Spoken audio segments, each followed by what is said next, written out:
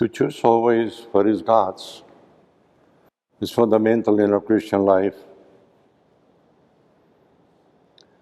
We are celebrating today the memorial of two great British saints.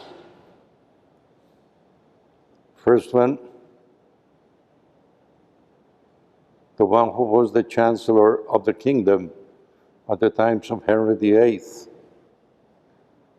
And because he opposed Henry VIII in being the head of the Church of England, he was beheaded. And the other one is Cardinal John Fisher, who was made cardinal while in prison in the Tower of London, right before he was put to death too. They say that Henry VIII at that time said, "The Pope will send a hat, and I will send him a head."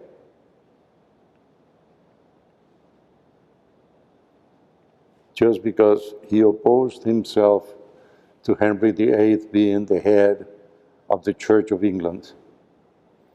And because of all other canonical things like the annulment of the wedding with the Queen that was the lawful wife, because he wanted to marry the other one.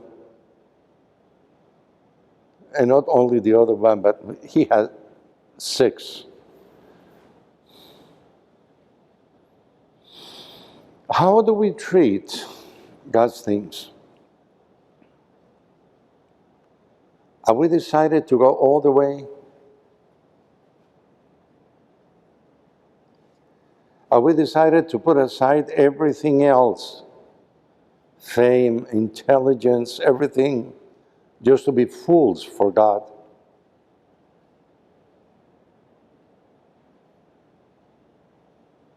Remember, this is Bible. Those who follow God are always the ones that do not count. But those who are famous in the world, according to human standards, oh, they are fantastic. And that is the complaint in the Psalms always.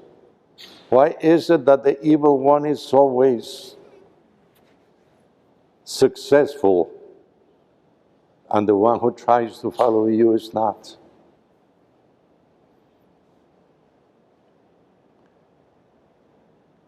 Where are our loyalties? Jesus says in the gospel, do not throw the pearls to swine. Do not waste your call as Christians in things that have nothing to do with the gospel, because you're missing the whole point. Because you're doing nothing, absolutely nothing. Try to love in the best way possible. And by loving in the best way possible, you have to do a lot of things that you wouldn't want to do, but that you have to do, because you have to show love.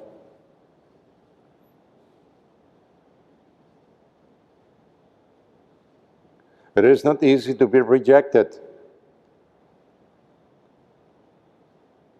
When you have Christian love for somebody, that Jesus was rejected too. That we too reject Jesus when we choose to follow our own way and not his ways. Where are the pearls in our life? Are they in our hearts? Or are they something just spendable? Just something we can administer and get rid of?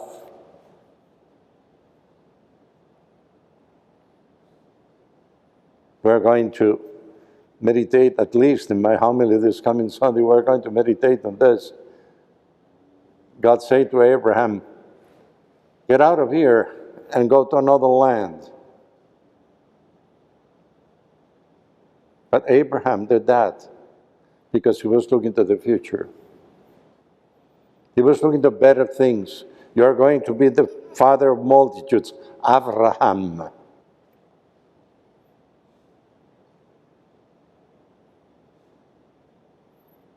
When we are going to go on a trip, are we sad because we're arriving to some place where we want to go? No. No. Why don't we try to consider our departing, continual departing in Christian life, departing from old ways to new ways in the same way? What is it that we are looking for? Do we have a clear idea in our hearts that we have to look for Jesus Christ?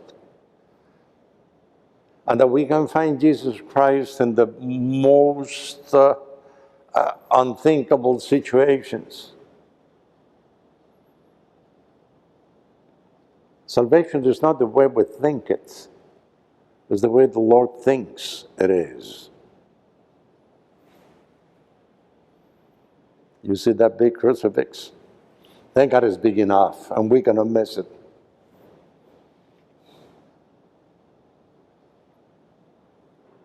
That is the way we're called to be.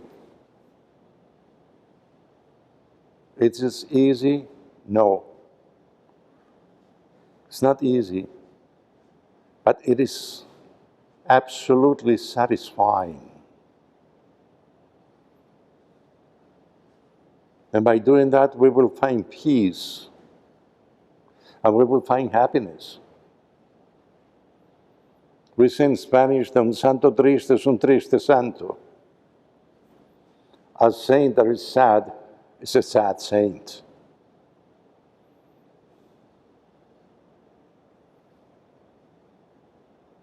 Do we have any reason to be sad?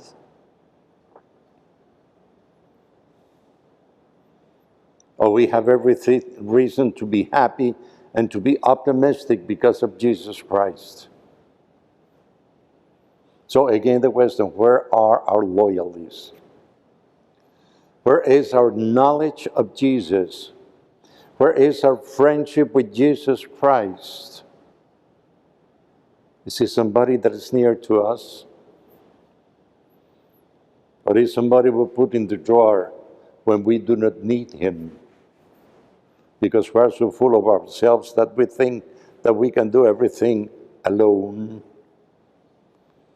And we just open the door when we need something, when we are in deep trouble, when we do not know how to get out of the pit where we put ourselves because of our own fault.